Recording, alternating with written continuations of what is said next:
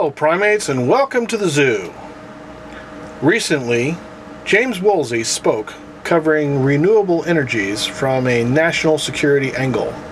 He made many good points, though there were some holes in the ground that he otherwise covered quite well. Link in the info bar. The items notably missing from his speech were the subjects of impending water shortages, which when combined with sea level rise, which will create hundreds of millions, if not billions, of environmental refugees, and the danger of EMPs to any continent's AC power grid, including and especially North America's, and a basic conceptual error in his misplaced faith in a collapsing debt-based economic system. Otherwise, he made many good arguments that renewable energies need to be a top security concern. My favorite concept of those that he expressed is to make oil into salt from an economic standpoint.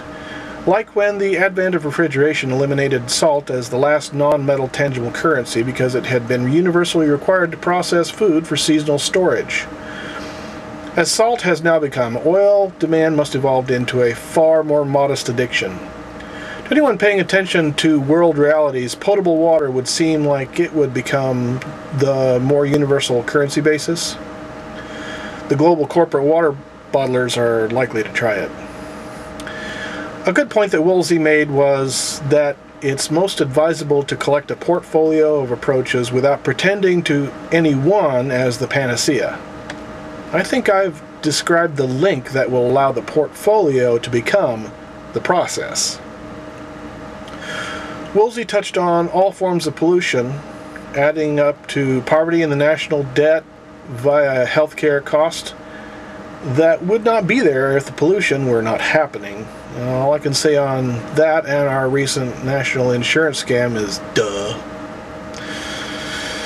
Others are covering that fraud well, and I'll not get into it here.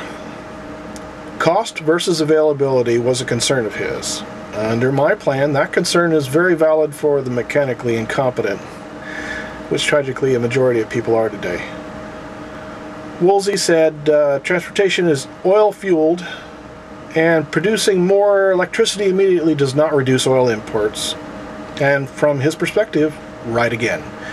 Even if we do push plug-in hybrids and remove ever more Appalachian mountaintops, we will accelerate climate change because coal is the issue there. As you are probably aware, clean coal is a fiction. Woolsey objects to a grid of pipelines for CO2 sequestering from coal-powered plants. Would he still object if that pipeline grid composed of interdependent energy islands, if it were entirely for kinetic in origin, fully symbiotic, renewable energy sources without the mandatory need for carbon sequestering? As for going with nukes, as Woolsey said, the cost per watt to build new nuclear power plants is way too high. And proliferation of any such materials is begging for them to be used as weapons by someone somewhere at some time. So, a fly in Woolsey's soup is, there is no viable storage system available for renewable energy sources. Bullshit! If you exclude photovoltaic collectors, a pneumatic grid is itself the renewable storage system we've been looking for. There are 12 other national infrastructures that are completely dependent on the electrical grid, which is vastly overloaded now. And we want to build a new grid based on the same security risks? No, we have to spread the load. We have to fabricate flexibility with a diversity-dependent paradigm of symbiotic resources. Is natural gas a cheap stopgap? Some, maybe not. The water pollution from the gas fracking process might temporarily shift the burden onto another already fragile system, fresh water, and that may end up costing us far more to mitigate. One of compressed air's greatest potential values is in helping to produce clean water sustainably. We should adopt a pneumatic supergrid for the purpose of energizing municipal water purification systems alone, if for no other reason. This alone would free up the regular grid by 1/3 even before it became dangerously apparent that water processing will take half of our national energy requirements very soon. Even if we committed a pneumatic supergrid to water resources alone, that would be more than enough to not have to build one more coal-fired power plant ever again, or any nukes. With thermal, solar, geothermal, hydro, wind, and wave energies on every scale contributing to a pneumatic grid, no new power lines need to be built. Compressed air pipelines? Yes, lots of them. But it doesn't take an environmental science degree to figure out the differences in hazard potential and environmental degradation between a bunch of air in mostly hidden pipes and 40,000 volt power line towers with their mile-wide strips as far as the eye can see of dead, dangerous, and unusable land. You may be beginning to see why building a new smart grid for just bringing renewables to consumers is madness.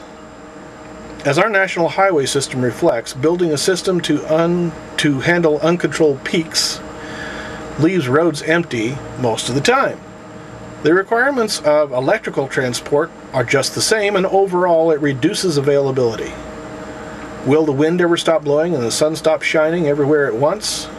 If it does, we're in bigger trouble than we can handle anyway.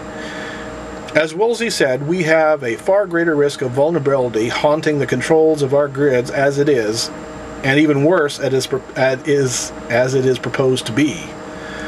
With the off-the-shelf electronics that power suppliers use to control a smart grid, having firewalls that do not stop the hacking abilities of a 5th grade computer gamer today. Do I have to elaborate? You now ask, okay, how is a pneumatic grid less vulnerable?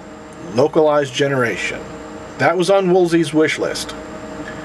With homes as pneumatic and electrical energy providers, every property, every neighborhood, every city, state, country, and continent can be buffered from the next, whenever it needs to be. The possibility of blackouts goes from not slim enough to almost none. Islands of energy interdependence are what we have to stabilize the whole.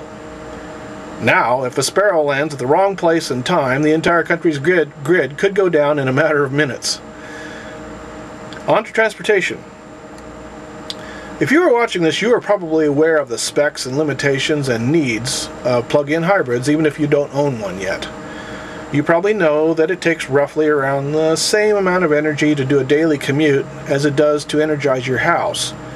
If your plug-in hybrid was triple powered with compressed air provided by your home running on a small generator to supplement your batteries, and even smaller than now automated liquid-fueled engine to stretch both out, you may have to go to your mechanic maybe once a year to top your fuel off and to make sure that it's all still working.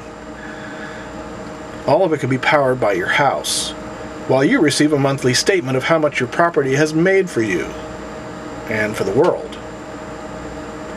Here's a last consideration. 2 ways to think about efficiency.